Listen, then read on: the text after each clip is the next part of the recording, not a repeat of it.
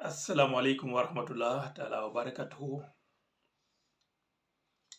Mesdames, Messieurs, c'est Badara depuis l'Allemagne qui vous parle. J'aimerais vous parler d'un film pas comme les autres. Le film parle de, ou bien fait allusion aux ressources naturelles.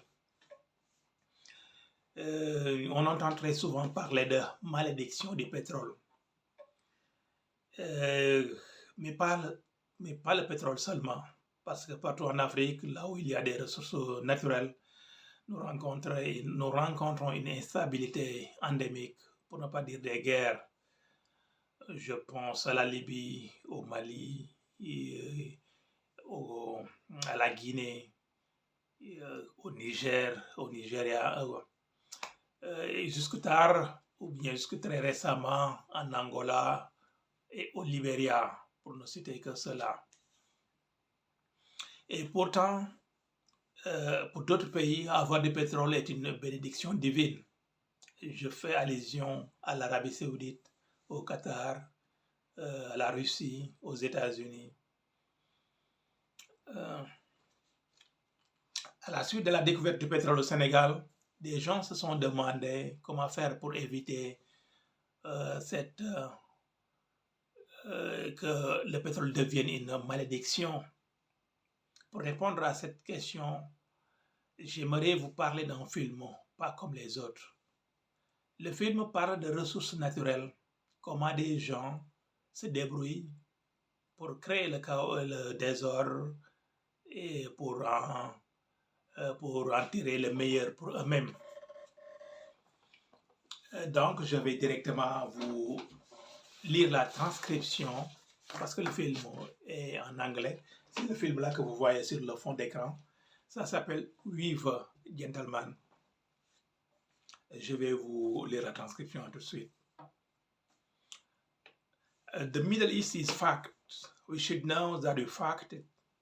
6 of the 10 fastest growing economies are in sub-Saharan Africa. Countries rich in mineral wealth. Coltan for our computers, cobalt for our batteries, phosphates for our agriculture, nuclear ore for our power. These are the things, gentlemen, that the war of the next 20 or 30 years will be fought over. A huge deposit of cobalt was discovered in Mali just 2 years ago. Back then, we approached the Malian government about mining rights. They told us that those rights are going to the Chinese. So we set about to create the condition to make sure that wouldn't happen. And just last week, one of our Australian subsidiaries, thank you, Lachlan, secured those rights. Our pilot's project in Mali hits a few bumps, but I'm delighted to report that it worked. And if it worked there is no reason it can't work in other mineral-rich countries across Africa. We create the chaos, and we move in and capitalize on that chaos. We are looking a long term here, gentlemen.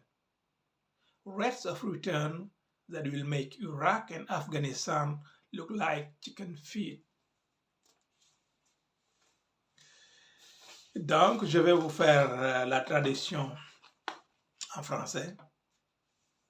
Le Moyen-Orient est foutu et nous devons reconnaître que nous en sommes responsables. 6 des 10 pays qui ont des croissances économiques plus rapides se trouvent en Afrique au sud du Sahara. Des pays riches en ressources minéralières. Coltan pour nos ordinateurs, cobalt pour nos batteries, le phosphate pour notre agriculture, de l'uranium pour notre énergie. Pour ces matériaux, messieurs, il se fera la guerre dans les 20 et 30 années à venir. Un énorme gisement de cobalt a été découvert au Mali il y a juste 2 ans. Par la suite, nous avons approché le gouvernement malien à propos des droits miniers. Ils nous ont répondu que ces droits miniers allaient aux Chinois. Nous nous sommes débrouillés pour créer les conditions de contrecarrer cela. Et à peine la semaine dernière, une de nos filiales australiennes, merci M. Lachlan, a acquis ses droits. Notre projet au Mali a largué quelques bombes, mais j'ai le plaisir de vous informer que ça a marché. Et si ça a marché ici, il n'y a pas de raison que ça ne marche pas à travers les autres pays africains qui sont riches en ressources minéralières. Nous créons le désordre et nous profitons de ce désordre pour le mettre à notre faveur, pour le retourner à notre faveur. Messieurs, nous sommes ici pour un séjour à long terme.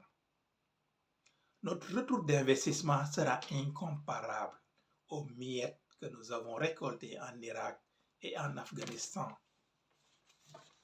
Messieurs, voici le film que j'aimerais partager avec vous. Ça s'appelle Weaver. Gentlemen, vous pouvez le retrouver sur Internet. Ça fait 1 minute 50 secondes, mais ça donne des frissons parce que ça parlait de l'Irak, ça parlait de l'Afghanistan. Vous avez vu comment sont devenus ces deux pays. Et ensuite, maintenant, ils ont cité des matériaux, des matières premières que nous connaissons tous. Ils ont parlé des cobalt, ils ont parlé du coltan, ils ont parlé de l'uranium. Donc, bizarrement, avec cette guerre que les gens veulent faire, bien la CEDEAO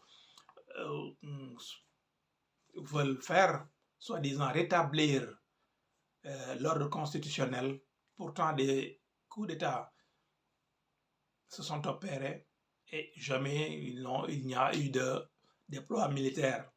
Donc, ne favorise-t-il pas ces gens qui veulent créer le désordre pour profiter de ce désordre et tirer le maximum de profit? Et pourtant, ils ont dit qu'ils sont ici pour un séjour à long terme. Messieurs, je vous laisse juger. Vous êtes assez intelligents pour faire tirer une conclusion. Merci, à la prochaine.